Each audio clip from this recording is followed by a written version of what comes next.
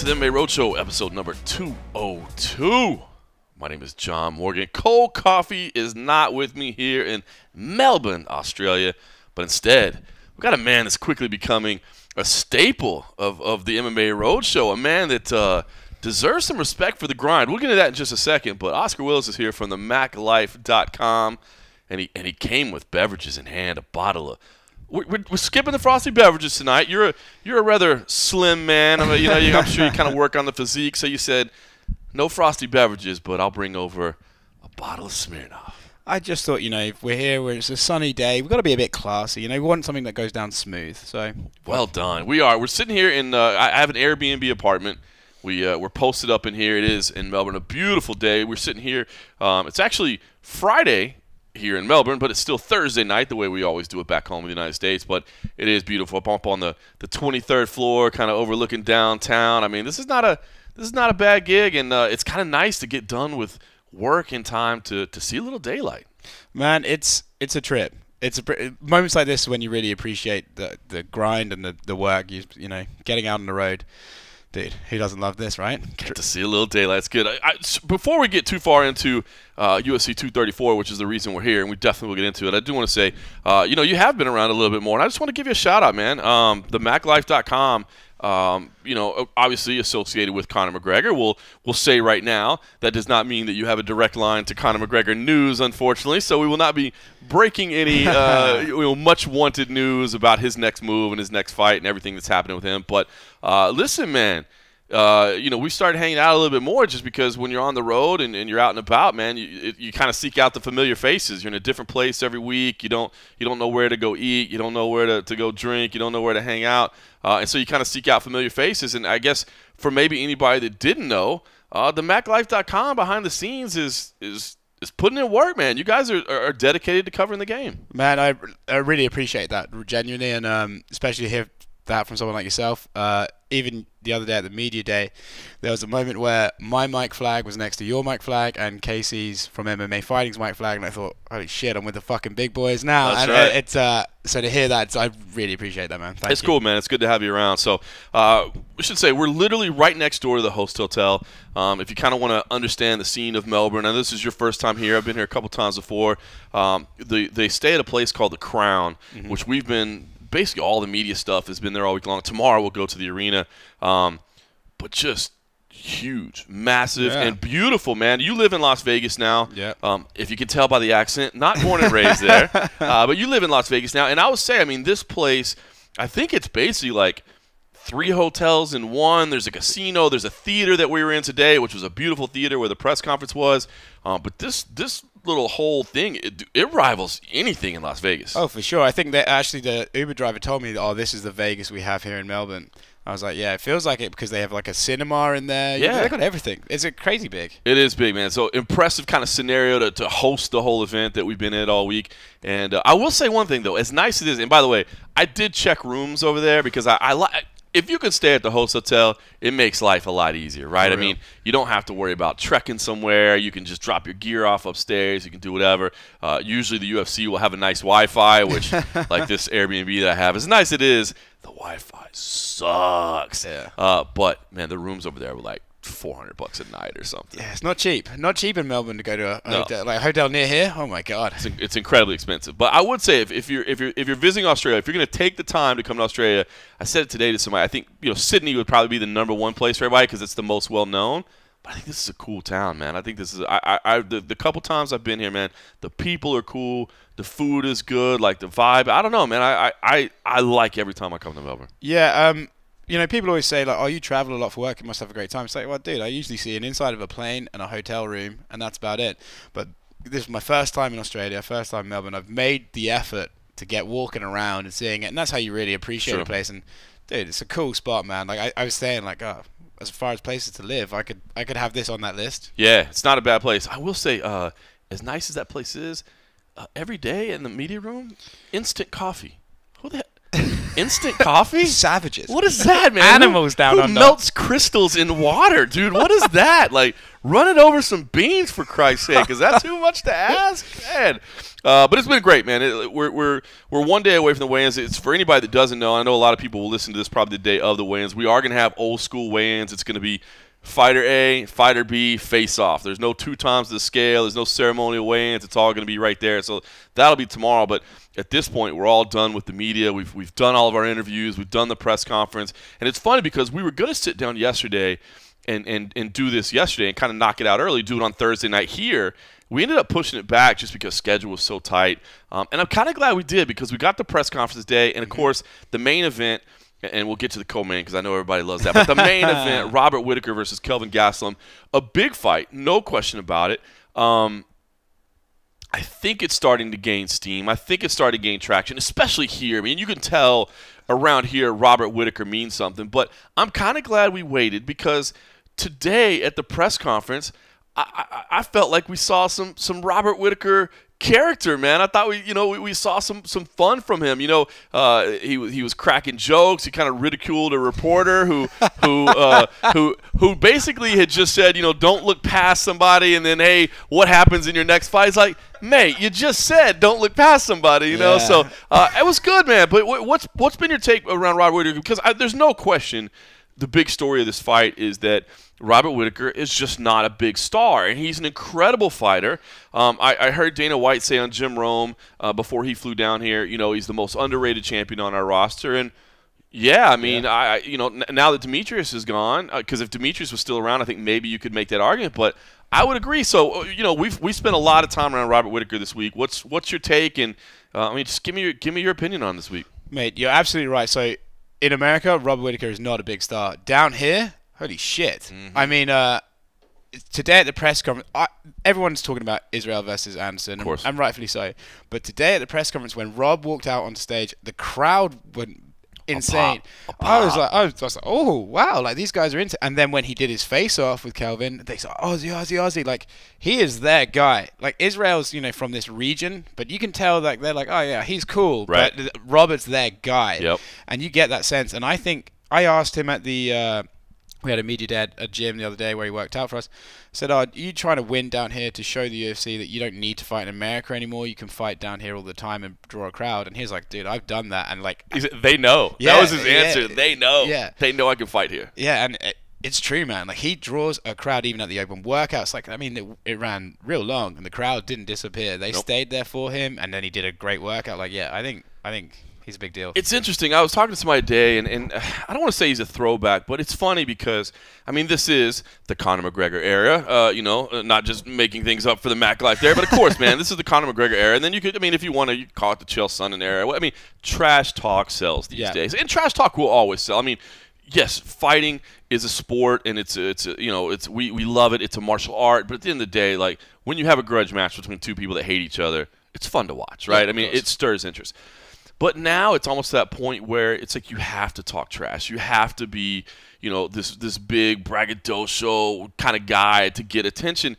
And Robert kind of reminds me of, like, I think just a few years ago when we were still trying to get mainstream acceptance, when we were still trying to explain to people, like, look, these people are not savages. Like, what they're doing, they're educated people. They're smart people. Like, this is a professional sport. They make sacrifices. They handle – I feel like Robert ticks all those boxes, like – take like Rich Franklin back in the day, you know what I mean? Yeah, it's a like throwback to Rich, yeah. That was the guy, like, this crazy sport. You're like, my man, here's a math teacher, you know what I mean? How could these be that? And Robert's that guy. He's like, again, you said he did a gym day for us. Then he did a media session and an open workout thing there. We got to hear from him as well, and then of course the press conference. So we've seen him every day this week, and I am just starting to get reminded of and been impressed where he talks about how humble his beginnings were. That line at the gym where he was just like, mate, when I was growing up, like, just the idea of like being able to afford my own rent was as much as I thought. When I got my first car, I thought I had made it. And I asked him about legacy and what his legacy. He's like, I have 3 legacies already. Referring to his children. I mean,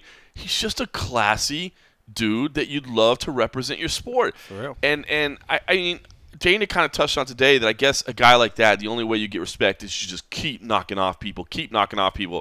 But Demetrius Johnson never got that respect. So I don't know. I've warmed to Robert more and more over the years, and he's an incredible fighter, man. Those wars with Yoel Romero, I just don't know. I know people say, oh, the UFC needs to do better at promoting this guy and making him a star. And I just don't see an easy path to making him a star. And I think it kind of sucks because he's a great fighter and a great dude. Dude, I tell you what, as you were talking there, I suddenly had, ironically enough, a throwback to Anderson. Anderson was not a big deal until Chael Sonnen showed along. And sometimes to be a star, you need to just beat a star, right? And Anderson got that with Chael.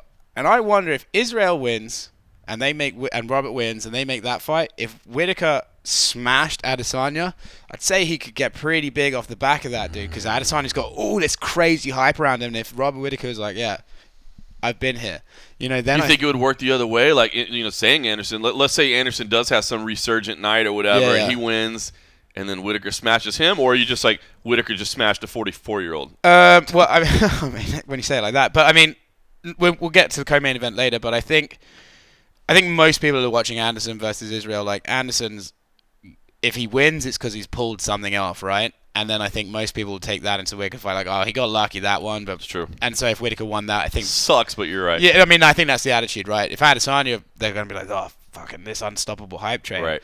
And then if Whittaker smashed him, that'd be so it wouldn't work both ways, unfortunately. I think you're right. The open workout session, let's just say, I mean, Robert looked good, man. He looked fresh. I think you touched on it. I think you're dead right. I mean, probably no secret. He basically he went 5 rounds on the stage, and it looked like he was essentially running through his game plan, which is, slip out of the pocket, throw the check hook, move, use the jab, that sort of thing. I mean, Kelvin's going to come at him, man. I ended up picking Rob in this fight, and I think the what he showed over the 2 fights with Yoel, man, dude, I mean, a dude that can stand in with that scary dude and come out victorious, no matter how close, no matter how, dude, the fact that you could go 10 full rounds with that guy, that impresses the hell out of me. But listen, man, Kelvin does hit hard, no question about it, and I feel like the pace that he's going to be able to push, the fact that, with Yoel, if there is one shining light in facing Yoel, it's that at least like I'm getting this bull rush, and I'm gonna have about 30 seconds to chill. You know what I mean? Then I can catch my breath. I mean, Kelvin's not gonna do that. So, and look, I mean, one of the reasons we're impressed by Rob is he got touched up in those fights and showed heart. But if Yoel touched him up, I mean, what can Kelvin do? So, give me your thoughts on Kelvin's chances coming in this fight and what you think about him this week. Because ironically, he's not the biggest star. I don't know if he has the highest star quality either. And he's not a trash talker. He's a blue-collar guy. He's this and that. But just give me your thoughts on Kelvin and what you think about his chances. Yeah, I mean, as you say, Rob's clearly looking to stick and move and circle. And the reason he's doing that is because I think Kelvin's considered this young up-and-comer, right? And he fights like one, like, oh, I'm ready to go. He flies at you, like almost like Alex Hernandez did to Cerrone, That obviously that didn't work out, but...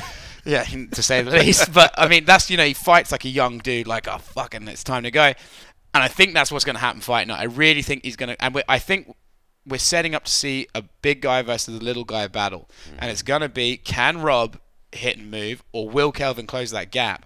And it's funny because they're both now these kind of boxers, but they both got good wrestling too. And I wonder if Kelvin's clinch game might be a factor here. If he closes the gap and Rob tries to run out the side, try to push against the fence, if Kelvin can grab him, get him to that fence, and then work on the inside, and like you said, Kelvin's got gas for days. Right. Like that guy can set a high pace. Rob too. It's a fascinating fight. And one thing I will say is, Kelvin can often creep under the radar, but one person that you can tell just meticulously plans is Rob. So he's not creeping under the radar. So until it was basically today, seeing them up there, and when they did the stare down, you can see like Rob gets in a zone, and Kelvin's just sitting there like, oh yeah.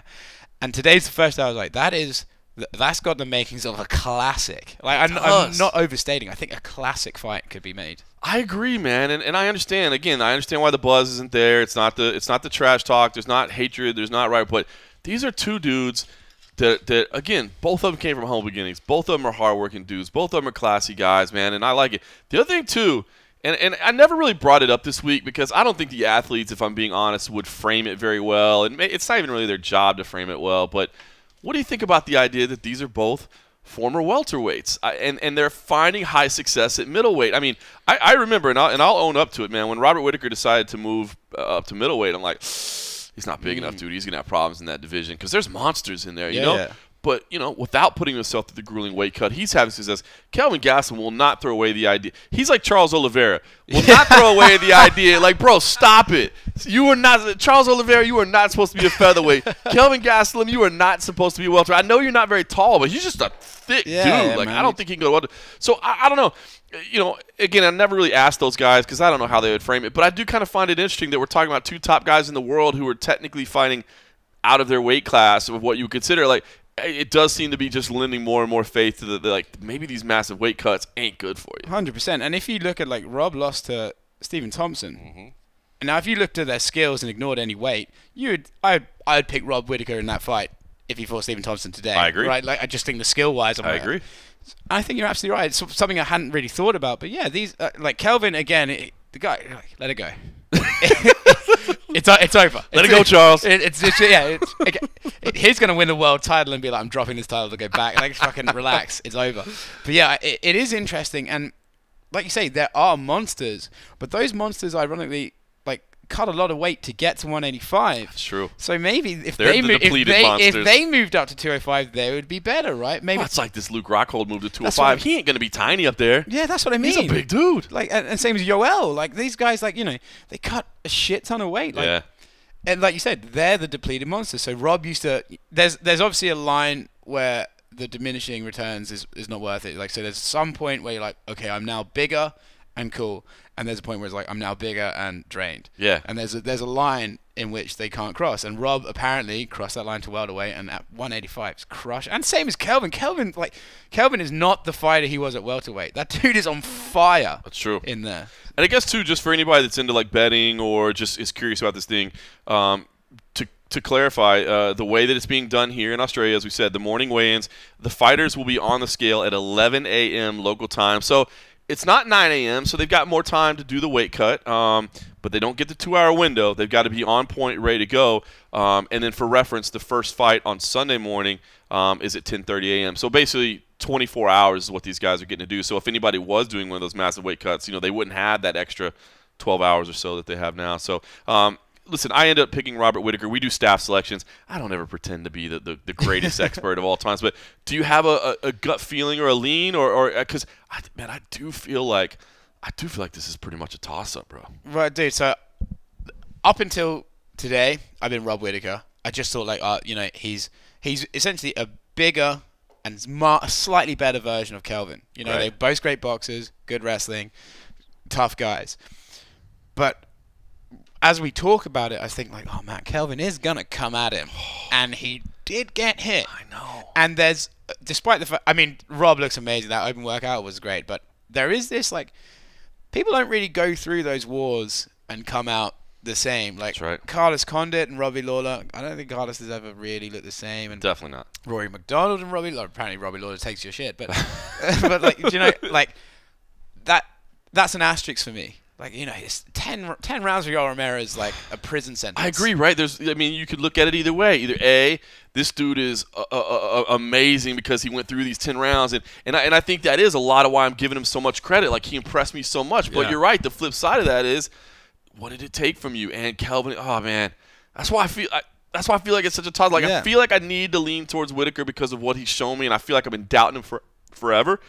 But you're right, man. I feel like Kelvin is such a live underdog here. Well, that's the thing as well. Like, Kelvin just flies under the radar, and I just think he's going to come out like a steam train. And if Rob tries to stick and move, I really think Kelvin could catch him. I mean, it would be stunning if Kelvin, like, clipped him in the first round and dropped him. But afterwards, I think we'd all be sitting there being like, why didn't we see that coming? Why didn't we see that coming? You know, I really think it could be one of those. It's going to be a good fight. And I guess last thing we'll say about the main event, at least for now, Rod Laver Arena, I know it'll be your first time in there. I will say Robert Whittaker versus Derek Brunson, the atmosphere in there, it's something about the acoustics. I mean, there's a lot of people in a relatively small space. It's the same place they host tennis and stuff, but it's a relatively small space, and it's something about, I don't know, because it's not designed to be like concert acoustics or whatever, like, it gets really loud. I said at the time, I said it, and I'm anxious to get back in there. It was like one of the top 3 like loudest buildings I've ever been in. I mean, Dublin was, I mean, just off the charts. I mean, that tiny little building with Conor McGregor fever was insane. You know, Bell Center with George St. Pierre, like, those were phenomenal in Montreal. But I'm telling you, this arena, and Roberts, he's referenced it a couple times this week about how special it is. Yeah. I'm telling you, man. Hopefully, it comes across on the television audience for anybody that's watching. If anybody's going to be there in person, it's your first time to see it, man. I think you're going to enjoy it, and it's a special atmosphere. I was talking about this co-main event: Israel Adesanya versus Anderson There's a Silva. co-main event. I All right, we're done. Main event breakdown's done. We're out. Israel Adesanya versus Anderson Silva. As you said, it's funny. This week, I think the main event started getting some love, but until this week, it was all about the co-main. And man, I've gone through so many iterations of my feelings on this fight, right? Like, I was not one of the people when they put this together who felt outrage. I thought, me neither. Dude, the styles, I get it, man. They're different ages and they're different eras, and I heard people saying, "Oh, it's not fair for to put the old guy against the young guy." But come on, that's what this sport does. I mean, that's how you do it. Circle of life. The circle of life, really man. is, yeah. But I mean, the styles of this, the way they mirror each other, and Izzy doesn't like to be called a clone or a newer version. He's like his own thing, but he does admit, like, I took some stuff from him, and it's just, I mean, it's just their body frames look similar. I mean, the movements are so incredible. So to be honest with you, I loved the fight. Now, when they said that Anderson was fighting for a title, that bothered me a little bit. I will say, I was like, wait, what? The guy that's got what kind of record in the last few years? The guy that's been around away for 2 years? Like, how does that make any damn sense? I will say, as we got closer and I started looking at the rankings, I started realizing, well, that guy just fought. That guy's hurt. That guy's moving to light heavyweight. I was like, all right, maybe it's not that out of the realm of reality. And then today at the press conference, when I asked Dana, hey, we know he's fighting for a title. Is he fighting for a title as well? And Dana, it was really funny because it was just like, well, of course. Like, matter of fact. I was like, well, that's the first time you said it, dummy. I'm kind of embracing it now.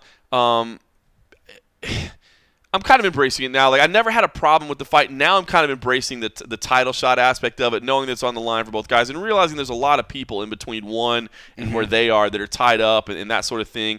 But now I'm just looking at the fight itself, man. And the odds are crazy, but I understand the odds. I mean, how do you not go with the young, hot, undefeated phenom?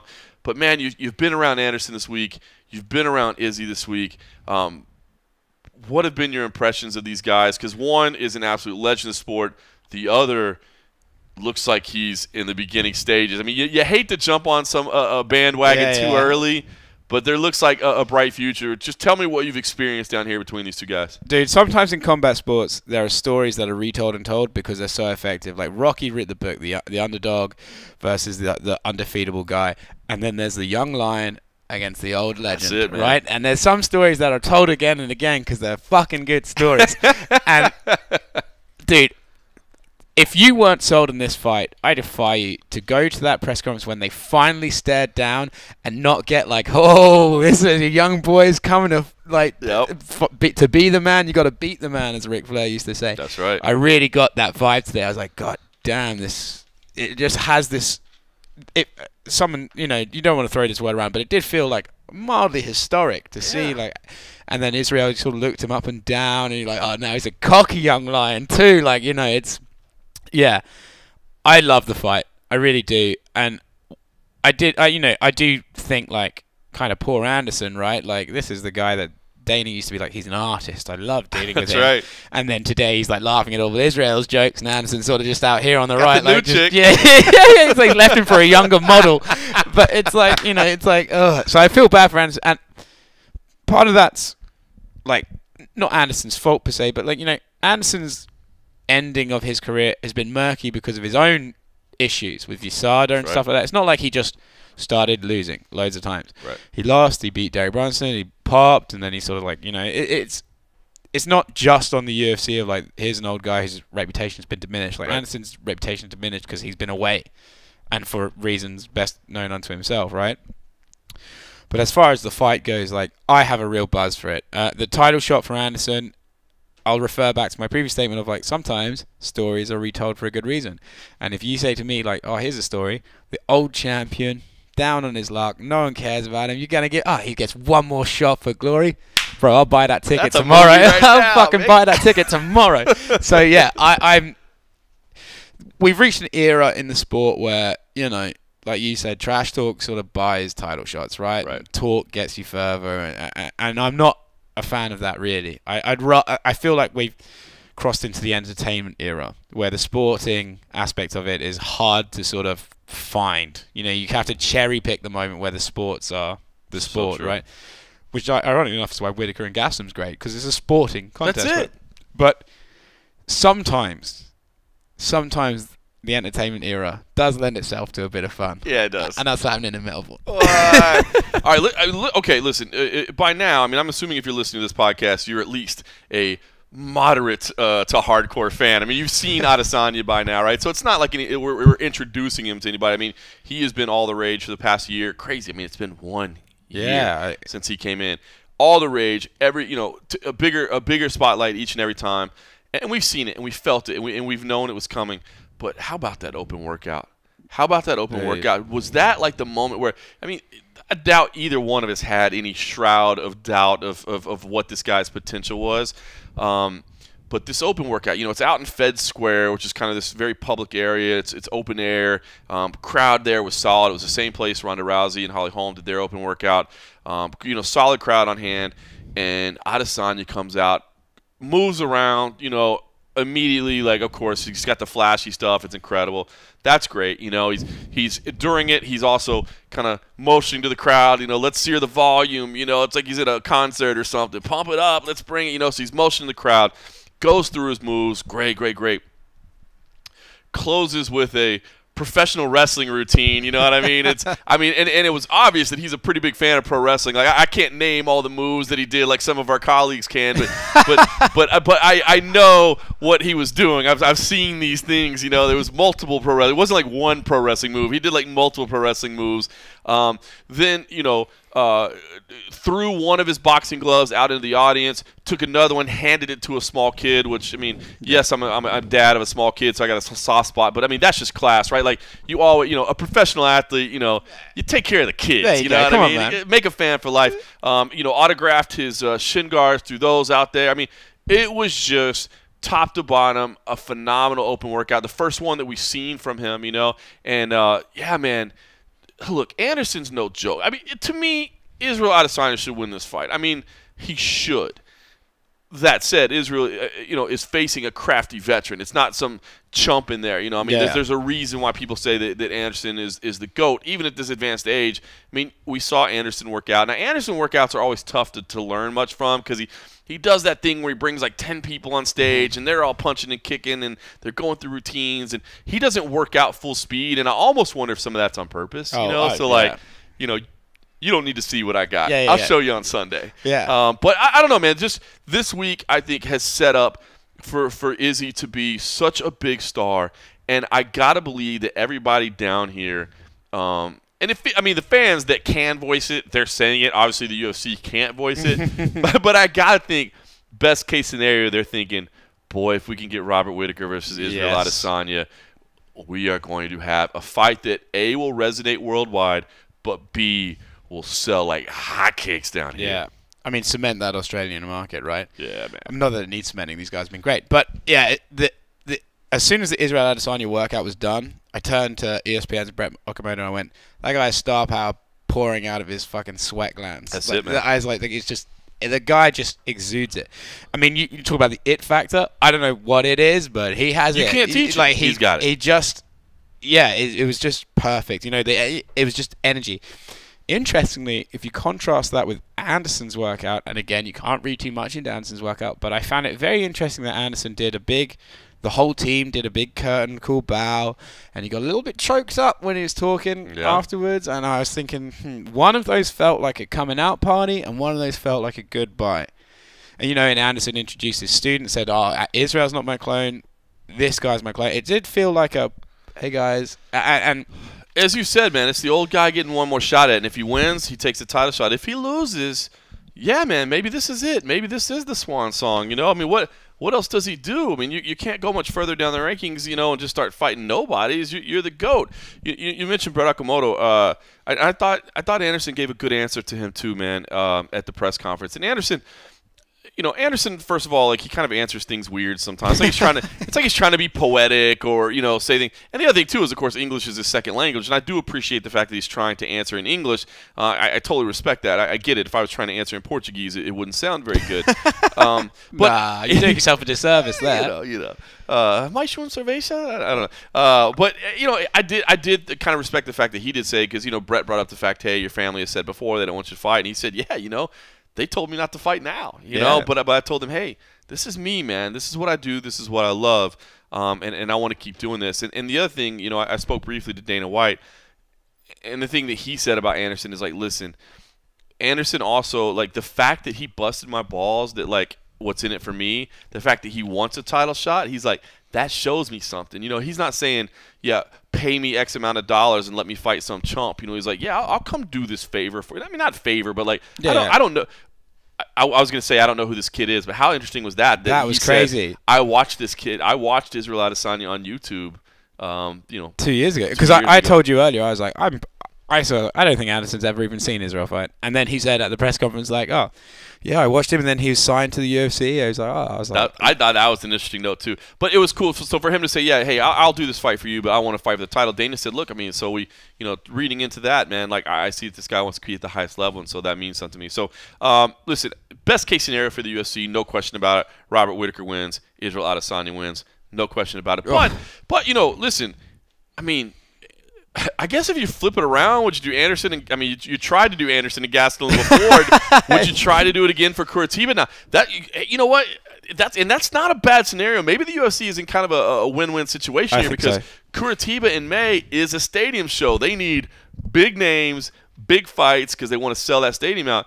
Anderson versus Gastelum, or even, I mean, I guess Anderson, I don't think he would fight somebody else and say, I have a title shot, but I must stay busy anyway.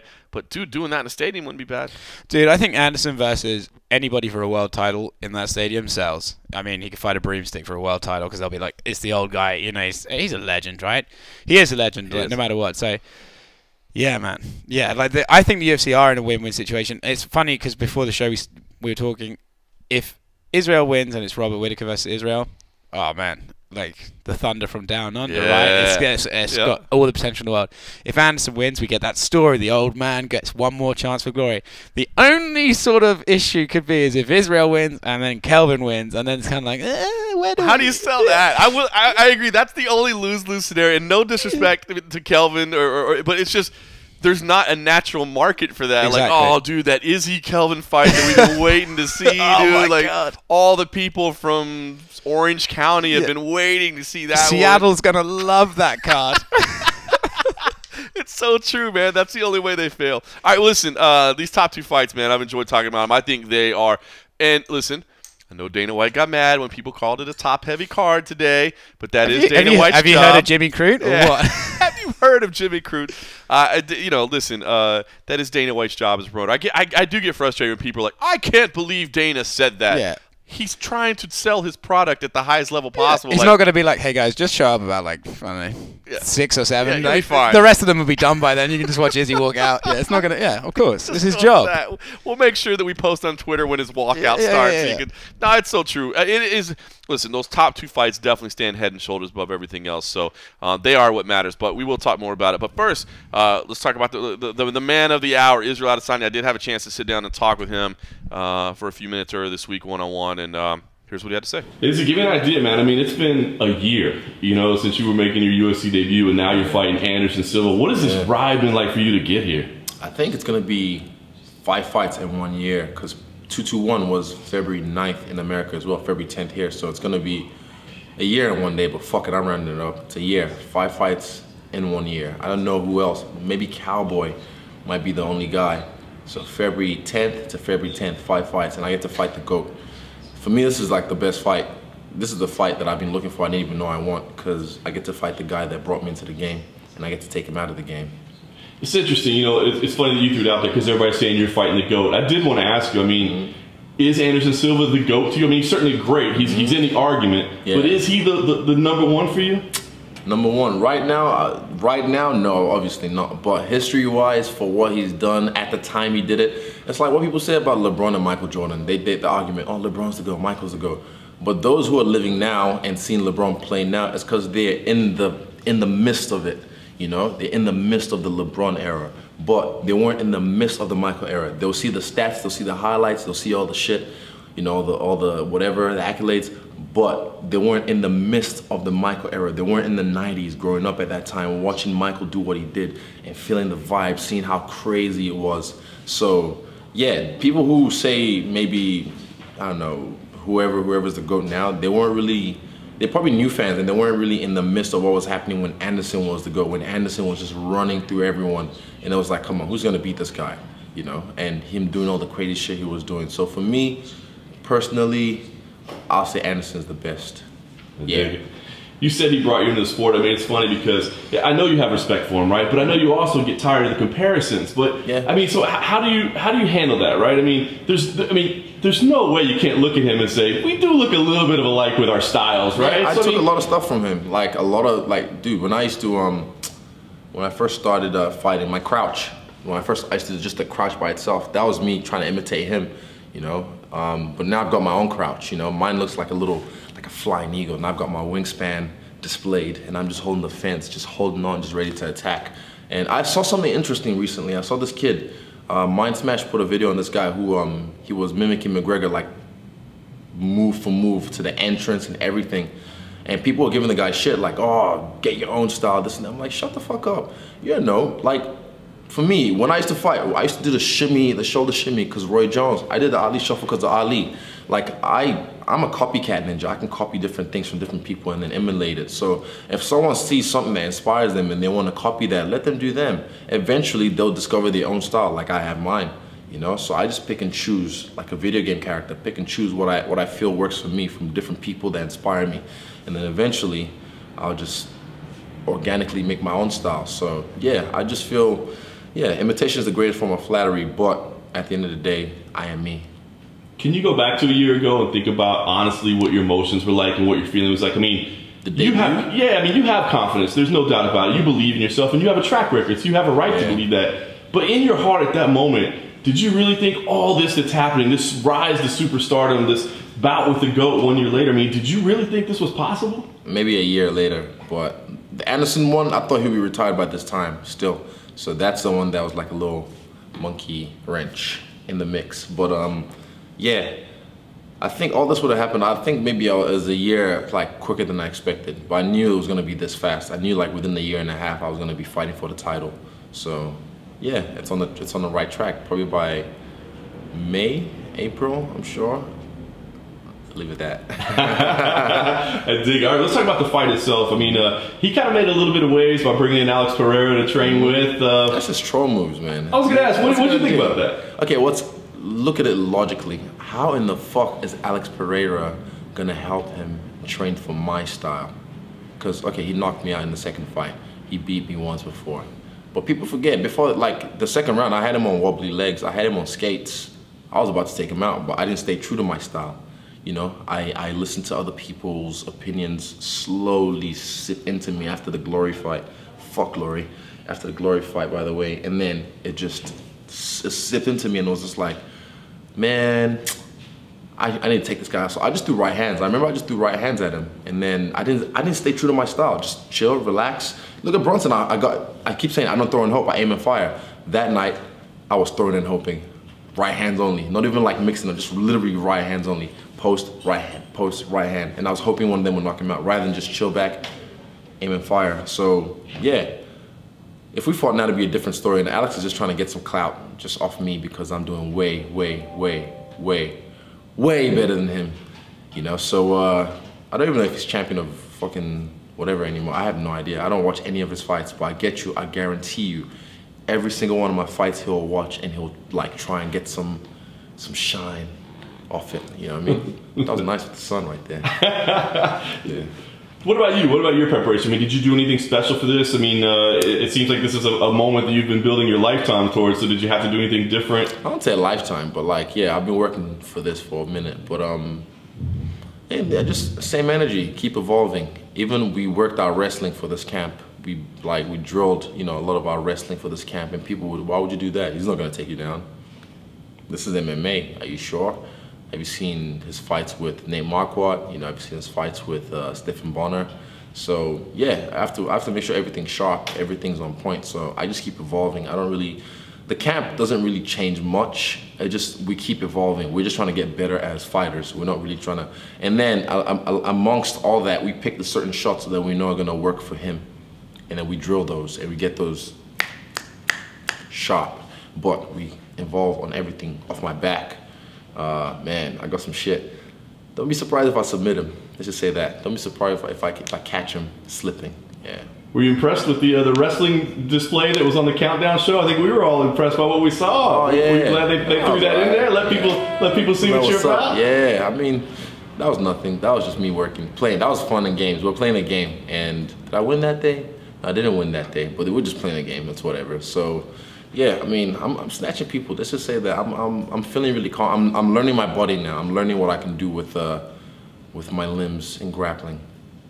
You know, every fight for you in the UFC has gotten bigger, of course, and it's happened quickly. And you've got a ton of experience in other combat sports. But going into this fight, I mean, does this fight week have a special feel to you? Does this moment feel different than others? It feels even less. Like literally, I've noticed. I was like, fuck, I haven't posted anything. Like New York, I remember I was posting a lot. My stories, I was posting a lot. But this week, I'm just like, let's get to the fight, like the fun bit. I just think I'm over all this. Like I've done all this leading up to this fight even more than usual. So I knew like this is gonna be bigger than the rest. So yeah, I'm just like, let's fight. So I haven't really, it's felt a little bit bland, to be honest. So far, yeah, this fight week's felt bland, even though I did a little bit of media stuff, went to some places, you know, Smile and Wave, signed some shit. It felt bland, so yeah. It might get spiced up. Maybe the open workout spicing it up. I don't know, we'll see. We'll have a little fun out there and see. Yeah, but so far it's just bland. You know, your style that you've created is so naturally entertaining. I mean, it's fun to watch. So I wonder, when you go into big stages like this and big moments, like when you go into a fight, do you think about the desire to be entertaining, like to make sure the crowd is pleased, or does it just unfold that way? I don't give a fuck. Like honestly, for me, I think that's just me, who I am. My style is just entertaining. I've never been in a boring fight in my life, and I don't try to be in an exciting fight. I don't try and look for the fight of the night checks. I can get those without even like getting hurt. I'm pretty sure I can. If it depends on the guy. If the guy's really tough and he can take a beating, and he can withstand a beating, then yeah, I think that could be fight of the night. But I don't look for like back and forth. You hit me, I hit you, fight of the night type shit. I just feel like I'm interested in the way I fight. I'm exciting, just the way I move, just the way I approach the game. So I'm looking forward to that bit where literally he says, Herb Dean says, "You ready? You ready? Let's go." And then we just like slide across the octagon. He's gonna circle off, but I'm gonna slide across and cut him off. And yeah, that's the moment I'm looking for. Very nice. Lastly for me, we know that Anderson Silva has been promised a title shot, that if he wins, he gets a title shot. Do you feel like you're competing for those same stakes? Like literally, I've talked to Dana. I had a meeting with him in Sydney, one-on-one. Me and him in a room for 40 minutes talked, and everything's unfolding the exact way I planned. If it had happened the way he wanted, I would have fought Anderson or Jacare on the ESPN card. But I'm very persuasive, so everything's happening the way I planned. And let's just say, I'm gonna set that place on fire after the fight. Yeah. And then? Hey, use the pluses of elimination. Look at the division right now. Who else? Who's busy? I mean, what's happening? So I can't say anything. I'm focused on this fight. But let's just say, things should play out the way exactly I want them to play out, and we'll use the process of elimination to, you'll see. It's not that hard to figure out.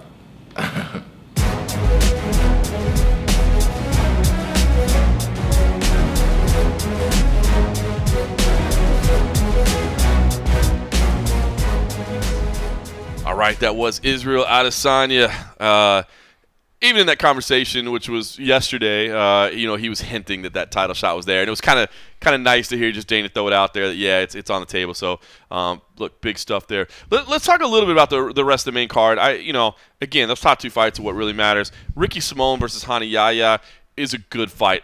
I understand that it sounds surprising that is on the main card of a pay-per-view, but it's a really good fight. I will say this: I have a soft spot for Rani Yahya because he is like this old school jiu-jitsu specialist who, like, if he gets a hold of you, you're going to have problems.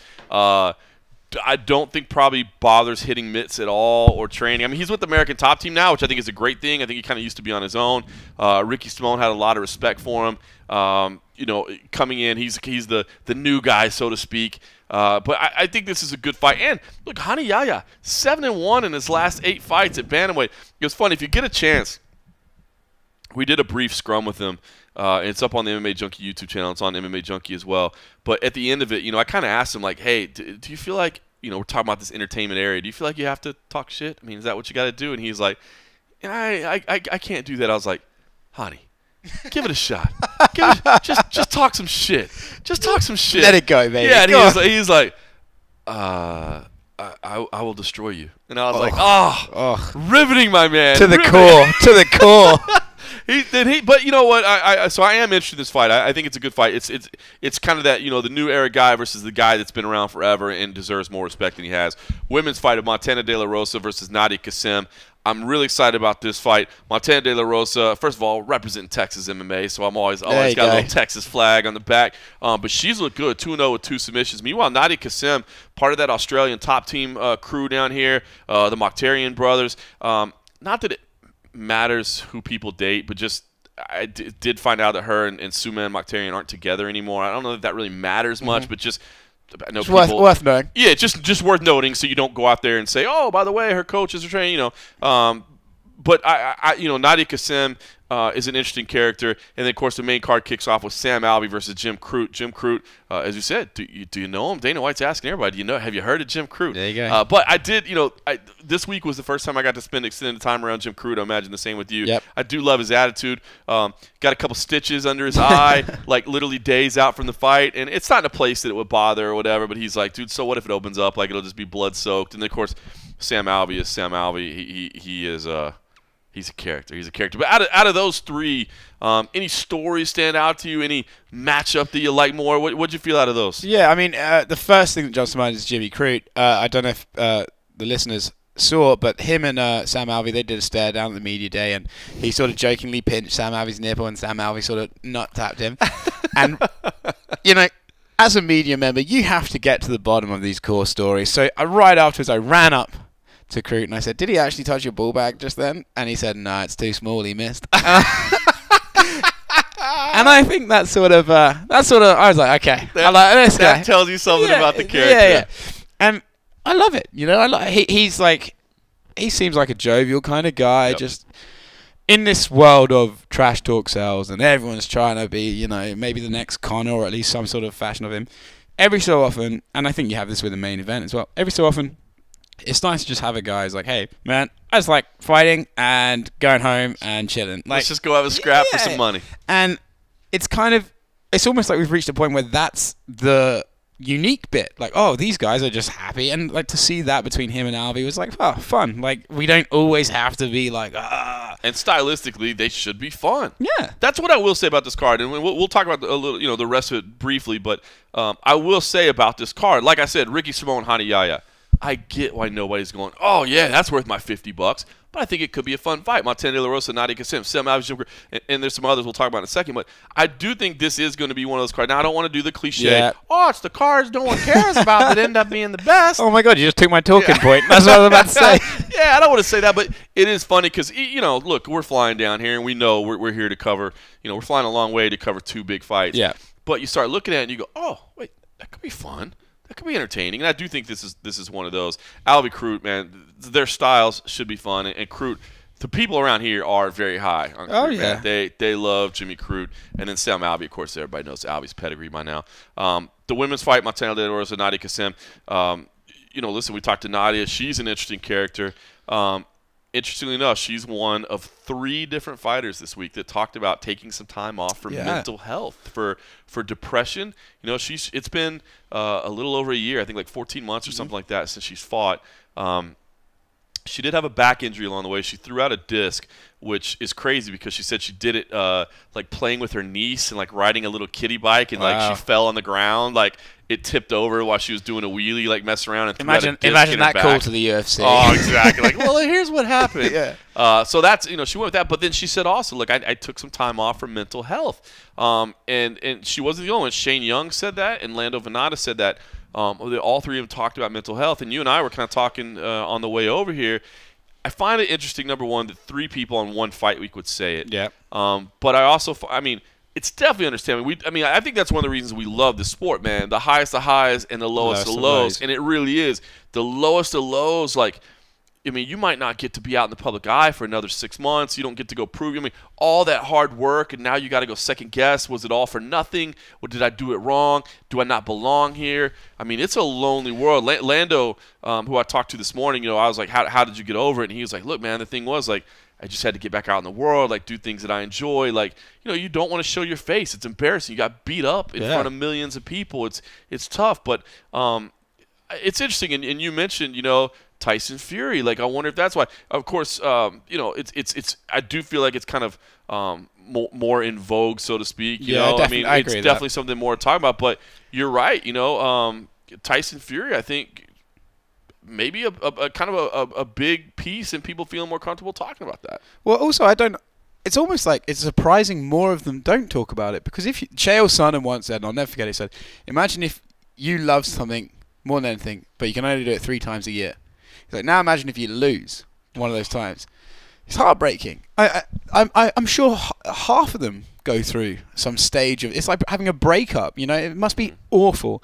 And I respect and admire any one of them who can stand there and say, this is what I dealt with. And I do think, I mean, I don't know, I haven't spoken to these 3 guys about, like, if this affected them, but Tyson Fury taking that big stage, I think he sort of made it mainstream, right? And like I said, it is a bit in vogue. I think, 2019, we're all a bit more accepting of people like, oh yeah, I understand. Hey, I cry in the shower sometimes too. It's been a long weekend, you know what I'm saying? But, but yeah, it's been interesting that on this one card, 3 of them said it. And actually, Nadia was the one that stood out to me. She said, I've been struggling with this since I was a childhood. Yep. And she actually said, now I'm on the right medication. That's right. I mean, that would suggest there's been a very serious issue for her. And I admire, more so than if she tried to push through it, I admire the fact she said, listen, I need to take 12 months to 40 months away to get good. Yep. I can't just fight through it. I respect that more than if someone was like, I'm going to ignore the problems affecting me. I'm going to just try and get through it, because I imagine you're doing more long-term damage. So when she said that, I was like, well, fair play to you. Like, and it's crazy because, and I should say, man, shout out to Mauro Ranallo as well. Mauro Ranallo has been a big proponent, and he's constantly out there about it. The Bipolar Rock and Roller, if you haven't seen that by now, like, definitely check that out, man. It is powerful. But, it's funny because here we are talking about losses and that sort of stuff. Shane Young, who was another one of the ones that talked about it, he was coming off a performance of the night bonus winning victory when he said depression set in. He started to realize, like, man, I was chasing this for fame and money. He's like, yeah, I'm not world champion, but I got the, I'm from a small town and I got this fame, and $50,000 where I'm from is a lot of money. Right. He's like, and I wasn't fulfilled. You know what I mean? It didn't do what I thought it was supposed to do for me, and that caused me to question things. So it is, I'm sure most people listening to this are like, aren't you guys supposed to be drinking beer and enjoy, but I do. Don't worry, we are, guys. We are. I think, by the way, the Smirnoff is flowing very quickly. I respect your hustle over here. I said I respected your hustle in the workroom. I respect your hustle on the table over here, too. Listen, man, we're not here to play games. I'm telling you, said it's going down smooth. But no, you know what? I do think it's important just to humanize every now and then these athletes, man. Agreed. I mean, you and I, working in the field, we see these people, and yes, we see all the stuff that our readers and our watchers see on camera, because obviously we're conveying that to them. But then we get to see what happens when the cameras are off. We get to see, moments that were never meant to be. We get to hear kind of personal discussions, and keyboard warriors are always going to be keyboard warriors. There's always going to be the online BS discussion. But I do think sometimes when you're talking about this guy sucks or this girl that or this, remember, man, these are human beings that are making some incredible sacrifices. Yes, for their own financial gain, but also for our entertainment. And like these things that happen, on a week-to-week basis. Yes, hey man, we just move on to the next fight card. Yeah. They don't move on to the next fight card. It's not like baseball where you're like, well, we lost it today. We'll get back out there tomorrow and we'll do all right. Like as you said, you get to do it 3 times a year if you're lucky. And not to mention, it's not like you lost a game. You lost a fight. And I always look at Ronda Rousey. When Ronda Rousey, crumbled after the Holly Holm fight. If you actually, I always think about it, not only that, but also Dustin Poirier losing to Conor McGregor way back when. You've trained your entire life to be able to beat someone in that cage. And then someone shows up and says, I'm going to knock you out in 6 weeks. in the first round. And you go, this idiot, I train like a motherfucker every day. And then they do it. It's a tough individual to go, I'm still a fighter, and this is still what I do. Because Ronda's identity was so linked to her career. That's why. It was her entire identity. That's why, and that's why when she lost, she didn't know who she was, and she said that publicly. But these guys, like you said, sometimes you need to stop and think, like, we're not talking about a brand. Right. You know, Daniel Cormier is not a brand. He's crying in that cage because A, he just got knocked the fuck out and he doesn't know what's happening, and B, because he's a human being with motivations and dreams. And yeah, I think MMA attracts a very passionate crowd, which I think is essential. I love the passion, but I think sometimes you can be a little bit like, oh, come on, dude, you're meant to be tough. You're a fighter, right? Let's get back in there. It's like, hey, it's not that easy for some people. That's it, man. Some people need to take a little bit of time to just get their world back in alignment, you know? No question, man. Just respect the athletes involved, man. I think that means a lot. So, all right, listen, I do want to kind of talk about the prelims. We got some other stuff I want to get to that's kind of cool as well. But before we do that, I did have a few minutes with UFC President Dana White after the press conference today. I got back there, had a few one-on-one minutes with him.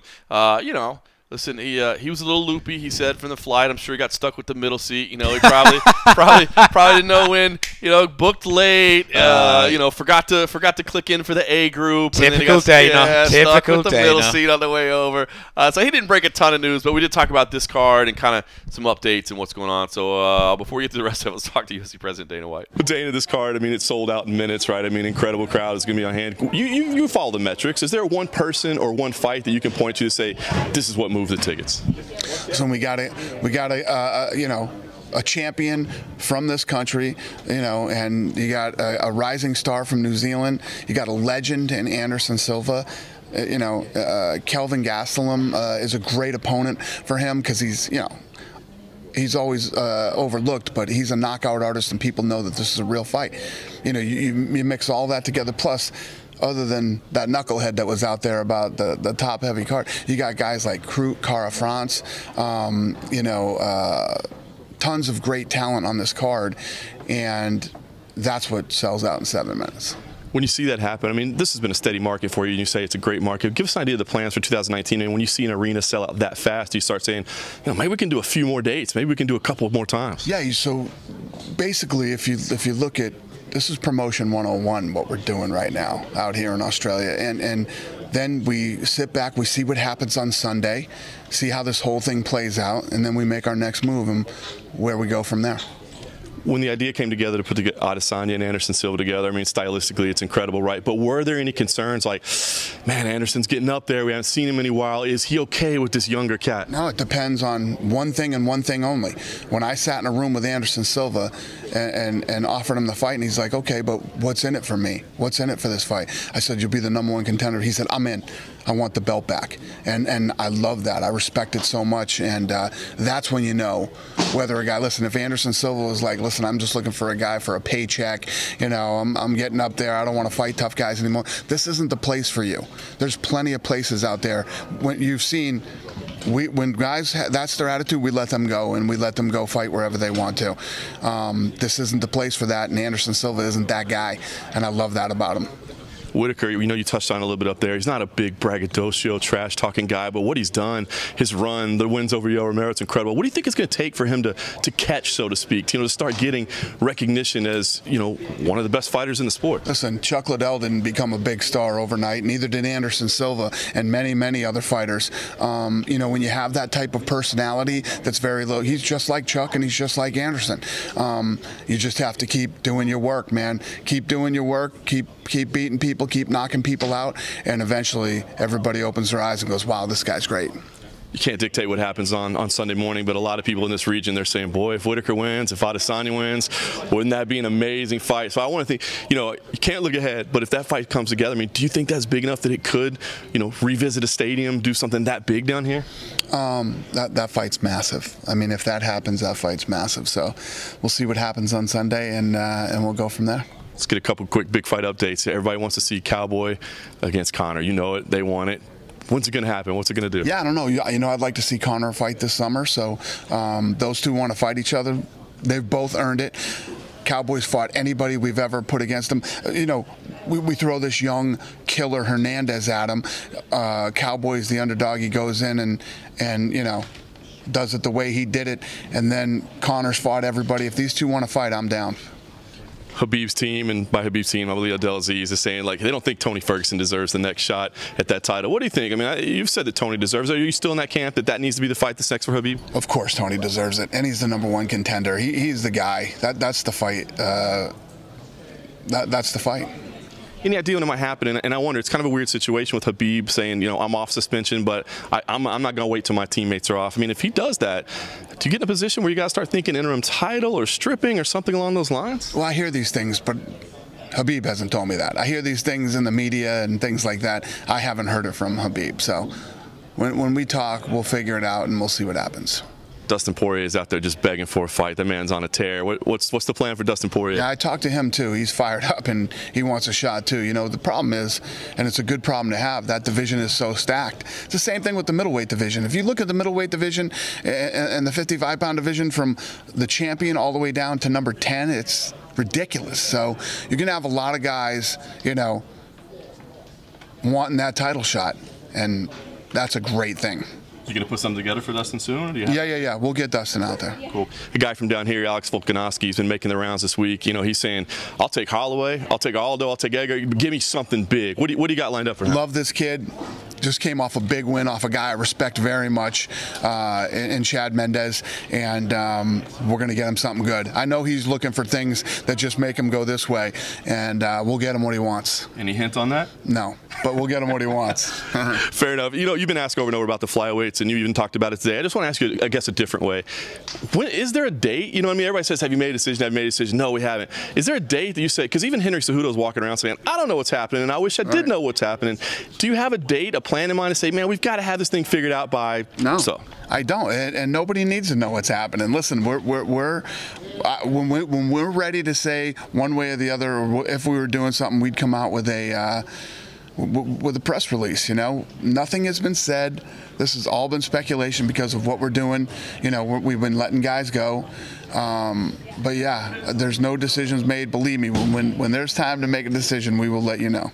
The last thing for me, Dan, I appreciate the time. I wanted to ask you about heavyweight because we thought we were getting DC and Brock, but it's been kind of quiet on that front. Now DC and Stipe, they're starting to go back and forth on social media a little bit. Give us an idea of what you see, because we know DC's on that timeline. Yeah. What's the plan at heavyweight? Well, I don't think he has a timeline. DC's hurt, and you know, he was talking about retirement. You know me, I'm the first guy to say when somebody needs to retire. That guy doesn't need to retire. He's the man. And I think he's probably got 3 fights left in him. And in a perfect world, which we know this isn't a perfect world, I think you see Brock, I think you see Stipe, and hopefully John Jones. And those are his 3. You know, he'll go out with a bang, man, and then he'll probably retire. You made the trip down here. What do you do now that you're here in Melbourne? I just landed. I'm all loopy still from flying in, but no, I love it down here. I'm going to get me some meat pies, and I can't wait for this fight on Sunday, man.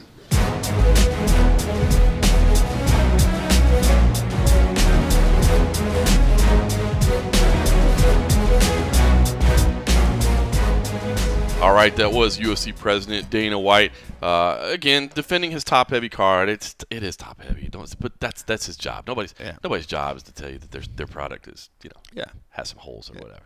Still a good card. Still the heavy part is good. The quick little news items. Listen, I know you. Again, we said right off the top, man. Just because you work for the Mac Life doesn't mean you have this, you know, pipeline to Conor McGregor's every move. But he's saying Conor wants to come back in the summer. He's down, and that of course the fight that everybody's been talking about, the Cowboy fight, that he's okay with that. Take your employment out of it, I guess, if that's possible. But just personally, like as a fan, I mean, to me it just seemed. Well, I don't even want to influence your pick, but doesn't to me that seem like a no-brainer? Like, is that the right fight, dude? Every so often in this sport, we talk about stories of it. Every so often in this sport, there's a fight that just is like a no-brainer. For me, the Izzy versus Anderson fight actually was a no-brainer. I thought, like, let's if you're gonna get behind Adesanya, let's get behind him. Right now, Conor versus Cowboy, dude. I mean, come on, it just makes so much sense. Like, on every level. Obviously, McGregor's coming off the loss to Khabib. Right. Cowboy's on his rise up. You know, in that last fight with Hernandez, it's like Cerrone finally answered the, if you put pressure on me, I buckle. So true. Hernandez came at him. He withstood it. He got hit a bit. and then he just was like, nope, I'm here to stay. Right. When was a better time? And plus, the two are the most beloved and colourful characters in the sport. That's right. Like, it doesn't matter if it's for a contender. It doesn't matter if it's for a title. Just two of the characters of the sport. It's like when Anderson... Whoever draw that little cartoon, I'm sure you've seen that cartoon. Dos Brack. Holy crap. That was so cool. When you're talking about characters, like, that's immediately kidding about, but it's so true, right? Like, the cowboy comes to find the Irish man drinking whiskey. He's ready for the fight. Like, yeah, let's fucking do it. And then it reminds me almost of like... And it's funny because you could actually draw it the other way. Like, yes, you can. Like Cowboys at the bar with his Budweiser and Connor comes in like a gangster or whatever. You know, ready like, to go. Dude, like, it's... After how heated and personal the Nurmagomedov fight got, I think it would be quite cool to get back to just a fun fight, a bit of shit talk between the two of them, but a fight where ultimately, you know, the two have respect for each other and just want to have a... Dana White said it, you know, if he wants to call somebody and be like, can you accept this fight? Those are the two at the top of his list. Yeah, let's go, man. That's a fun fight, and I think it's the perfect time for it. You know, it's true, too, man. Like, as you were talking about that, you know, it kind of made me think of, you know, we had Joanna Jędrzejczyk here this week as a guest fighter. And, you know, she talked about the need to just get away. She didn't talk about depression or mental health, but she did just say just a break from the sport, you know, like, and you talked about, I mean, dude, her life has been under the spotlight, like, every fight she's had is, like, personal, intense, you know, and I think she needed some time to decompress. And you know, I kind of think, too, like, wouldn't it be nice, not that Connor's not going to come in and sell, not that he's going to be Connor, but one that's not, I mean, dude, the build up to the Mayweather, the build up to Habib, you know, just it's almost like being a victim of your own success, right? You know, this is what got you to the dance. And I actually always think back to a comment Conor made years ago, I think when he was still a featherweight, where he's like, if you took out all this other bullshit, I'd clear the division in 4 months. Because that's what he likes to fight, right? He doesn't like to just, it's part of it. He's good at it. He enjoys that bit so much. But, like, yeah, man, the bigger he gets, the more heavy it gets, right? So true. And I think with Cerrone, like you said, it wouldn't get that heavy. No. I think they'd have a couple of press conferences. Yeah, man. I imagine there would legitimately be some whiskey and Budweiser drunk at the press conference. Because that would be great. Have at least set the on sale, like, hey, camp's about to start. We're 8 weeks out. Dude, let's just get together. Here's some proper 12. Here's some Budweiser on each side of the stage. Bro, I'm telling you, if you think Cerrone's going to back down from a drinking contest, you're wrong. And if you think McGregor owns a whiskey business and is not going to take every opportunity to drink it, you're wrong. So I think it could be a fun thing in almost like a new kind of way. It'll be like, hey, just Cerrone's... I think Cerrone... I never forget when we were backstage at UFC Brooklyn, Cerrone came back and we asked him, he's like, oh, yeah, you know, I'd love to fight Conor. He was like, you know... He's going to talk a lot of shit, and then he sort of paused and went, fuck. Like that, you know. He already knows. He already knows. Oh, I'm going to have to deal with this. Yeah, he's like, oh, God, this is going to kill me. But I just think, like I said, every so often a fight makes sense. Yep. This fight just makes sense. I completely agree with you. All right, back to UFC 234. We'll just kind of burn through these prelims. Dong Young Ma, who was previously Dong Young Kim, is fighting Devontae Smith. He was Maestro Dong Young Kim. I spoke to Devontae Smith this morning. He had a funny story. I said, hey, you know, did you have trouble kind of researching this guy considering you just changed his name and stuff? He's like, yeah, actually, like, my manager called me and told me I was fighting Dong Young Kim. I'm like, are you crazy? Like, that dude's huge. I'm a lightweight, man. Like, he's like, no, the other Dong Young Kim was now Dong Young Ma. So that was funny.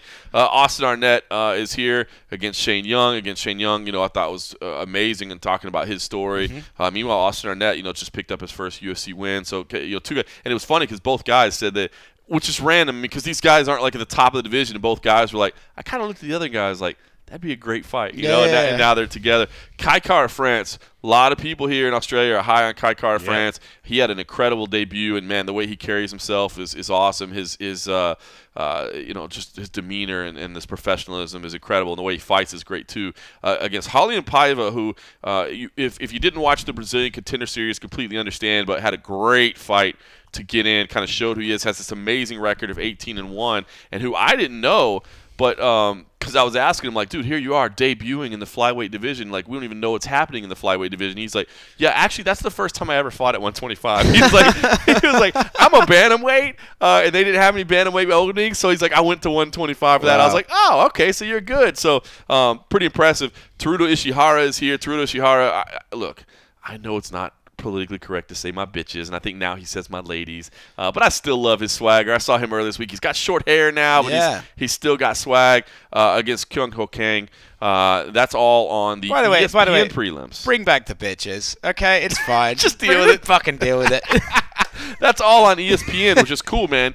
ESPN now. So I know everybody's trying to figure out where am I on ESPN Plus? Am I this weekend? You don't need ESPN Plus. Now, if you want the first 3 fights, which we'll get to, Marcos Mariano versus Lando Venata, Callum Potter versus Jalen Turner, Luigi Buren versus Jonathan Martinez, those will be on UFC Fight Pass. Then you go to ESPN proper, and then you go to pay-per-view. Dude, look, I don't know what the pay-per-view success of this is going to be. We get it. More people are hyped for the co-main than the main. And I don't pretend to be a business analyst, a pay-per-view expert. I'm just not. But you got to think, man. I mean, you live in the States, man. 2 hours on ESPN leading into a pay-per-view. No disrespect to the FS1 lead-in before, but 2 hours on ESPN leading into a pay-per-view, that's got to be worth a couple of buys, right? You'd say so. Well, listen. Manny Pacquiao fought last month. It didn't do too bad. And I wouldn't imagine many of them were watching the prelims to that fight either. Sometimes you get a fight that's worth the buy. And I truly believe, no disrespect to our main event, but I really, just being around them, seeing the attention, I think Adesanya versus Silva could maybe sell a few buys, maybe just 1 or 2 by themselves. It's got to be. I'm interested to see how much. I mean, listen, casual sports fans know the name Anderson Silva. Casual sports fans, I mean, he's not quite Chuck Liddell or, and I don't mean that funny because I know Chuck just fought, but I mean just like in the lore of MMA history. But people know that name. And Adesanya, man, if you can just see some highlights, if you can just hear some clips, man. Yeah. He's got that it factor. Oh, dude, if you go on YouTube and type in Israel Adesanya and you watch one video, I would imagine you're tuning in to see him fight next time. I agree. All right, listen, let's do this real quick. Something kind of cool.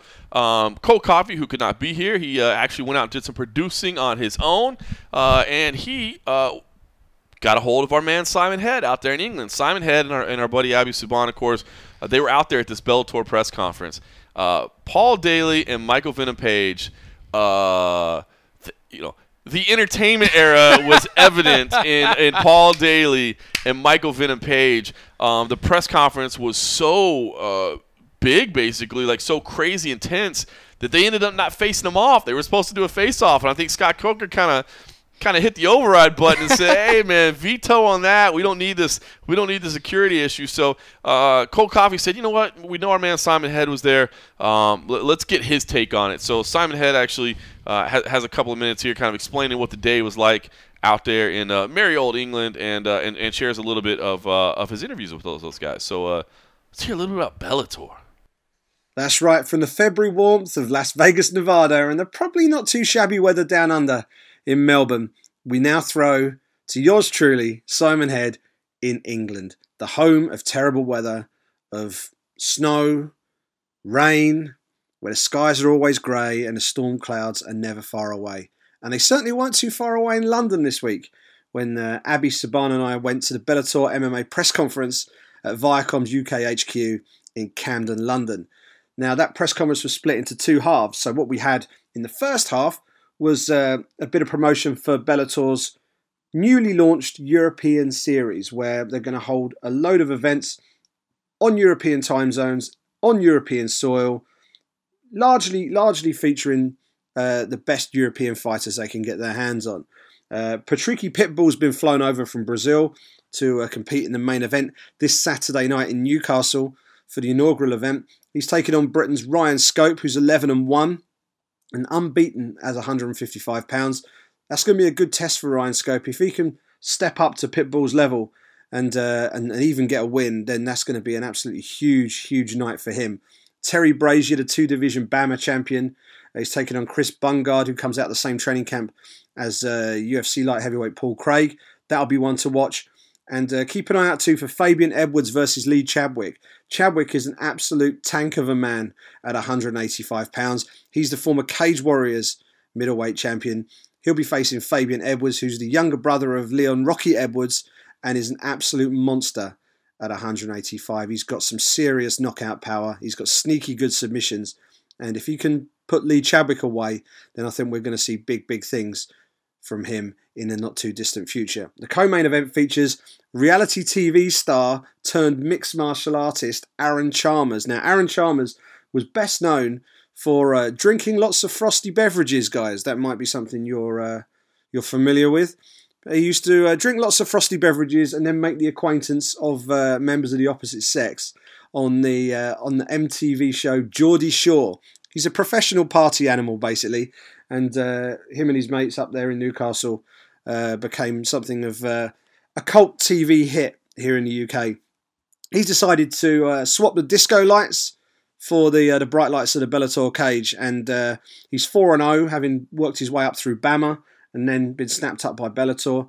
He's been fighting guys who are as inexperienced as he is, so he hasn't really faced a huge test yet. He's probably got the biggest test of his career on Saturday against Corey Browning, who beat Baby Slice in his last fight. I think the plan originally was going to be for Chalmers to face Baby Slice this weekend, but Browning threw a wrench in those plans, and now Browning's in there on his way to Newcastle to face Chalmers this weekend.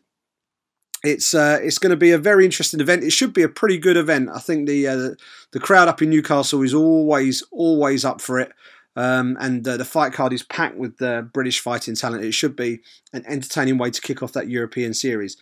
But as I say, that was just the first half of this press conference event, and really it was just the appetizer, because after that we had MVP, we had Semtex Daley up on the dais exchanging words with each other, while a very uncomfortable looking Scott Coker kind of half grinned his way through the whole affair and called an end to it before the two fighters decided to start getting a bit physical with each other. We had no face-off, which was disappointing. We did have a bit of I wouldn't even call it a scuffle. It was just an exchange of words as the two men were being escorted away from the dais. Abby caught that on video, and you can check that out on the MMA Junkie YouTube page. But this is a rivalry that's been simmering away for the best part of 2 years. And we had the chance to talk to both guys and got some very contrasting emotion and contrasting information from the pair of them. Let's talk about Paul Daley first. Paul Daley, he's got an immense amount of experience. He's been in there with some of the very best in the world at 170 pounds. There's not much he hasn't seen in his mixed martial arts career. But he hasn't seen an opponent quite like Michael Venom Page. And he explained to me in the interview that he's actually tailored his training without going too deeply into MVP style. He says he's solved the puzzle. He's unpicked the stitching. He's solved the puzzle. And he talked to me in an incredibly calm, relaxed way ahead of one of the biggest fights of his career. Here's what he had to say. Paul Semtex Daley, we're just a matter of days away now before the fight that seems to have been years in the making. What's the overriding emotion now that the final media obligations here in the UK are basically finished after today? I just feel pretty composed, pretty relaxed, and just excited for February 16th. Not excited like I just feel like the time is right for the fight, and February 16th we get to get in there. Do you remember the first time you met Michael Venom Page? Tell me about that. I actually don't remember it very clearly. I think it was on some kind of media Battle of Britain or something like that, and he was I'd never seen him fight before. Honestly, I'd never seen him fight before. Didn't know anything about him. I thought he was a pretty cool character. I thought he was someone that would make the week go by quicker leading up to fight week. He was like a friend away from home, as such a colleague. Maybe a friend's a little bit too strong a word, but a colleague who was cool. How have things changed between you two since then? It seems to have gone. I know you were at pains to say that you don't necessarily hate the guy. It's not a grudge match, no. But there's clearly some sort of abrasion between you two. Do you know what it is? It's not a grudge. He's just a little bit annoying, like a little baby brother as such.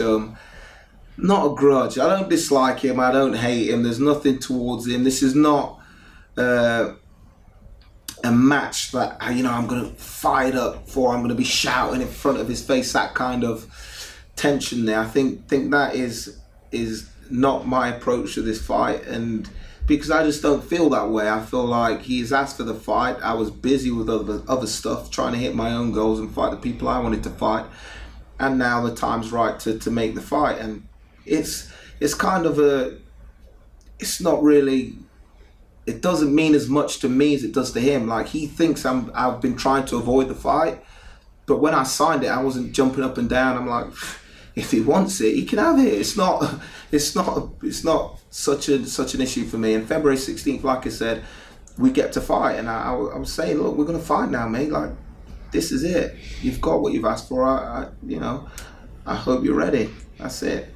It's been a long career for you already. You know, you've had plenty of ups and downs, and you know, even going back to the UFC days and the way things have changed. Do you ever look back at that and see the things that have happened in the UFC since and think, I lost my job for doing that, and yet there are people in the UFC who have done, seemingly much worse, and things are very different for them? Not really. I don't really dwell on the past about anything. I just keep moving forward. You know, for me to consider those things does nothing for me, doesn't help me in any way. I've just got to keep moving forward. And if it was a case of me, you know, looking back and hating and being a little bit bitter, I probably wouldn't be in the position I am now. I just continued working diligently, kept fighting, kept winning, and I'm back here. You know, I've been back at the top.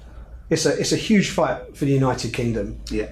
How much of a shame is it for you personally that you're having to do it over in Connecticut rather than over here on home soil? It would have been nice to fight in the UK. Was I massively disappointed? No. Would it have been better in the UK in terms of build-up? Most definitely, yes. But I'm comfortable in America. You know, I've been fighting in America a long time. I've had a lot of fights in general, and if I was to pick out some of my best performances, they'll probably be in America. I'm very comfortable there, and I'm one of the few British fighters that can say that. I've got a solid American fan base, and not solid in the sense that a few little Instagram posts. I've got fans that are buying tickets to see me, a British guy, show up to an arena and support me, and not many British fighters can say or do that. You've got significantly more fights on your record at a significantly higher level than Michael Venom Page. How much of a factor will that be on fight night when you meet inside the cage? I think up until now, I think it's a huge factor, because not in terms of actually getting in the cage, but this kind of thing that he's doing now, and the stuff that he's been saying. He thinks I'm erratic. He thinks I'm not very analytic. He thinks that I'm impulsive, and he thinks that I'm someone who doesn't learn from previous mistakes, and all of those things are incorrect. And the kind of composure that I showed up there, and the kind of behavior that he tried to instigate, for me, is just a disguise of his insecurities and genuine fear. He knows he's in there with a very, very capable, very, very durable knockout artist, one of the worst people to fight if you're not a wrestler. He's not a wrestler. To fight someone who's extremely durable, doesn't get stopped, doesn't get knocked out, and knocks people out consistently, that's a horrible guy to fight if you're a striker. So you know, I'm quietly confident, but no, the amount of fights doesn't play out too much when I'm in the cage.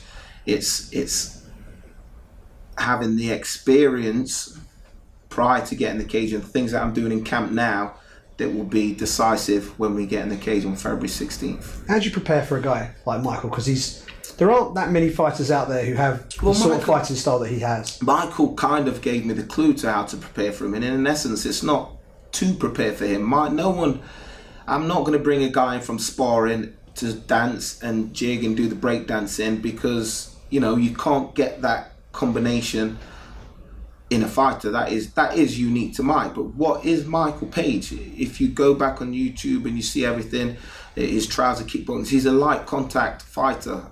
That's what he specializes in, and some of those things they all do the same. You see when Michael starts out in his light contact fights, it's exactly the same thing that he's doing in the cage, and he's fighting someone doing exactly the same thing. So he's not as unique as he thinks. And the guys that I've brought into sparring, I said, look, you're not Michael Page.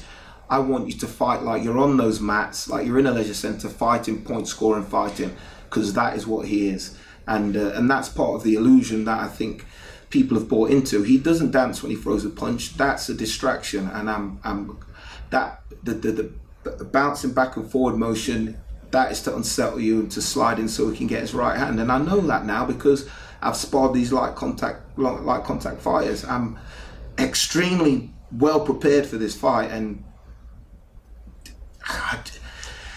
I just don't see how he can win. And it's almost like, how is he going to win? How is he going to win? He's not a one-punch knockout artist, and the guy that he did put away with one strike was very old. I'm experienced, but I'm not aging. Like I'm a fresh, experienced fighter. I'm not Cyborg who's been in lots of battles, been KO'd before, taking lots of punches. I'm young, I'm athletic, I'm fast, I punch hard, I'm very durable. I can take a punch, and I'm fully aware of what he brings into the cage. And it's for me, it's a very simple victory. Looking back at some of Page's previous fights, it's been very clear that he's got under their skin mid-fight. You've seen people get very frustrated and start to overcommit on things or do things that perhaps they wouldn't have prepared to do, and he's taken them out of their game plan. How key is it for you to make sure that you don't get dragged into that? That is part of what I said before. It's preparing for that. I don't know how these other guys are prepared. Had I not had that experience with the light contact guys, and had I not said to myself, look, I don't have to prepare for him to dance. That's a distraction. Me concentrating on what he's doing prior to the strike is a distraction. I have to recognize that moment when he's about to throw a strike, and that is all from light contact. And I admit the first sparring that I had with these guys it's like, this is what I needed, and at that moment I knew he couldn't beat me, because I'd realized what other people were feeling, and I don't think they prepared for that. It is unsettling to be in there with a guy who's constantly moving, bouncing forward, but when you get the rounds in and rounds in with these guys, and you start to recognize these movements and these fakes and these setups and these traps, it's not that hard. And I think composure is going to be a massive key to this fight, and I'm extremely composed and ready to perform. You certainly seem composed, and you certainly seem ready. When push comes to shove on fight night, how are you going to get it done? I'm going to knock him out, and obviously that's what I say. That's what I've been saying for all my fights, and that is what I do. I'm going to knock him out, and he's not prepared. He's a great fighter, extremely talented. He's not going to beat me. So there you go. That was Paul Semtex Daley. As I say, hugely experienced. And as you could hear there, very, very calm, very relaxed, talking to me very much like a man who already had solved the puzzle and knew exactly how things were going to pan out on fight night. Equally confident was Michael Venom Page. I had a chat with him, and we got the usual stuff from him. To me, he seemed a little bit subdued. He seemed a bit subdued during the press conference. And he was a little bit subdued while we were talking in the interview. And to be fair, it's pretty obvious why, because he sadly lost his father just before Christmas. And whenever you lose a loved one, it's always very, very difficult. And people deal with these sorts of things in different ways. And I put it to him that sometimes being able to throw yourself into your profession, or in his case, to throw himself into a fight camp, might potentially have been the release that he needed. And he opened right up to me and explained that he really isn't 100% sure whether he's made the right decision in following the fight through. Clearly there have been thoughts with regard to whether he should pull out of the fight and give himself a bit more time to get things back on the level again after a difficult time in his life. But he's decided he's going to go through with the fight. He's as confident as we've ever seen him in terms of the result, but clearly there's some internal conflict going on there, and he's facing a bit of a mental battle going into this. MVP has always been a pretty bulletproof character in terms of what you see on camera. When you talk to him, he exudes confidence. This was the first glimpse of anything other than that. And, I tweeted it out during the week. I said he fights like a superhero, but he is a human being just like the rest of us. And you know, he's going through a tough time of it. I hope for his sake that when he does get into the cage next weekend in Connecticut, that all of that is locked away somewhere in the back of his head, and he's able to compete at his best, so that we get the fight that, you know, we're all hoping to get, and he can do himself justice. But it was a really revealing and interesting interview, and it just peels back a couple of the layers that perhaps we hadn't really seen before from MVP. So have a little listen to what he had to say here, and yeah, that's a nice little way to leave it as we look forward to Bellator 216. Let's talk about Paul Daley, the fighter. He's got an awful amount of experience on you in terms of time spent in the cage, different opponents faced, the level of the opponents faced. How much do you think you have to prove when you're stepping in with someone who's been in there at World Championship level already? No, I don't really have to prove anything other than just doing the job that I normally do. The same thing could have been said about multiple fighters that I've fought against. So sometimes, you know, the win record is not necessarily amazing, but that's all experience, and that's all more experience than I would have had. So a lot of the guys that I've fought have all had a lot more experience than myself. And again, even with the Cyborg, everyone was like, "Oh, well, this is going to be your first test," and then what happened, and it's like, "Oh, well, he was a veteran. He's on his way out." And I feel that the same thing's going to happen this time. You know, Paul Daley's a veteran. He's this, he's that. I deal with him in the way I know I can. Then everyone's like, well, he was already on his way out. You know, he wasn't in his prime. And then, well, you need to fight this person next. And it's just going to be the same story over and over again. So, like I said, I'm just enjoying my own journey. I'm just having fun. How long do you think it's going to be before you get those doubters on side? You know, how many more wins do you need to get, and who do you need to beat before those doubters start to tip the hat in your direction? You know what? I think it's more a case of my style of fighting can be infuriating to watch. You can either really love it, or you could be like, I hate this guy. Now, if you just dislike me as a fighter, you might just want me to lose every single time. So it has nothing to do with, I could be champion for the next 5 years, and it's nothing to, you're still like, this person's going to beat him, and that, because you just want it to happen. So those kind of people you'll never change and bring on side anyway. So for me, like I said, I just keep creating the chaos, because it just means a lot of people are talking about you. And what's more important to you, beating Paul Daley or advancing in the tournament and moving one step towards the finale? Both, because beating Paul Daley allows me to advance. So it's both. Like I don't care. I would have loved to have had this fight away from the tournament, and the only reason I say that is because then we would have had it over here, and that's my only regret about it happening in the tournament.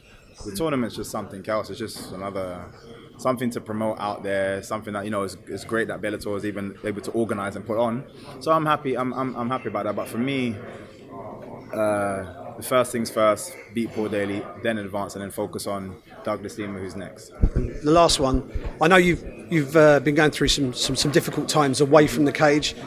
Sometimes being able to launch yourself into a fight camp can be a bit of a release. So how tough has it been over the last few months, and how different will it be for you going into fight night with everything that you've had to deal with away from the sport?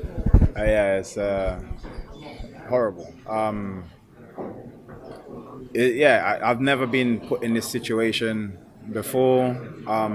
I actually don't even know if taking the fight is the right decision or is the wrong decision. I just feel like I need to have this fight. I feel like he would want me to have this fight. He was equally as excited about, you know, seeing the fight, and it's hard to know whether I'm doing the right thing or the wrong thing. Physically, in the gym, I felt amazing. Mentally, I don't know where I have been. It's only of recent I feel a little bit more like myself, and being able to enjoy life a little bit more again.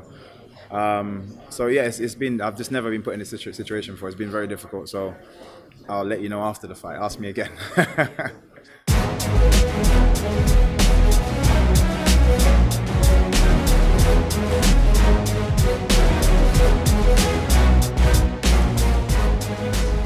All right, that was our man Simon Head. Much respect, and much respect to Cole Coffey for making that happen. That fight is coming up quick, man. That's going to be a big one. So, all right, listen, we talked about the card. Last thing I kind of want to get to, man, we had a host of guest fighters, man. We had a lot of them, and I think it was crazy because Media Day was nuts. Now, we had Media Day and open workouts in the same day. between media day, there were 18 different fighters available. 6 of them guest fighters, 12 people on the card. And then we went to the open workouts, and there were another 6 of it. I mean, it was a long-ass day yesterday. But I talked briefly about Joanna and Jacek being there. She did say, look, her next fight's going to be at 115 pounds. Probably won't be until late 2018. Alex Volkanovski, of course, I talked about with Dana White earlier. He kind of they both kind of said the same thing, that like there's something big on the horizon. You and I were talking while we were grabbing some lunch earlier, like Ortega maybe. I mean, because it doesn't sound like it's Holloway. Because, you know, I mean, maybe no, it doesn't sound like it's Holloway. So, I don't think so. No disrespect, I don't think it's Aldo. And Alex kind of just the way he was framing it, it's like he was kind of brushing aside Aldo. He's like, hey, no disrespect. I know he said he doesn't like me, or not that he doesn't like me. He doesn't know who I am. But it didn't sound like he was trying to sell a fight yet. Right. I think it's going to be Frankie and Max Holloway. Like, we don't know that for sure, but Ali's been saying that, and Ali Abdelaziz, listen, man, he's powerful, man. He's got his finger on the pulse. It sounds like that's going to be the next one. And I guess a lot of that depends on if Conor does fight Cowboy. Because if you don't do Conor Cowboy, Conor Max sure wouldn't be a bad one at lightweight. It wouldn't be too bad. That's not too bad. So maybe it's Ortega. Anyway, so that's Volkanovski. Tyson Pedro came in on crutches. I was gonna ask. I wanted to ask him how his health was. You know, I remember I was like, oh, I can't wait to ask Tyson, see how his health is. And he walked in on crutches. Like, oh. Well, that's how the health is, you know.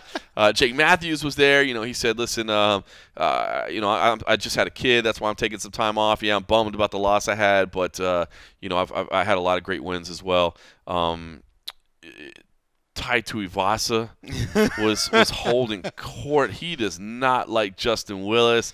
I don't know. Out of all the people that we had on hand, what stuck out to you? What did you enjoy the most with the guest fighters? Because we had a crew. Well, you know, as you were talking, I was toying with the idea of do I tell this or do I not? And earlier you said, you know, sometimes we hear things before the cameras start rolling, sometimes we hear afterwards.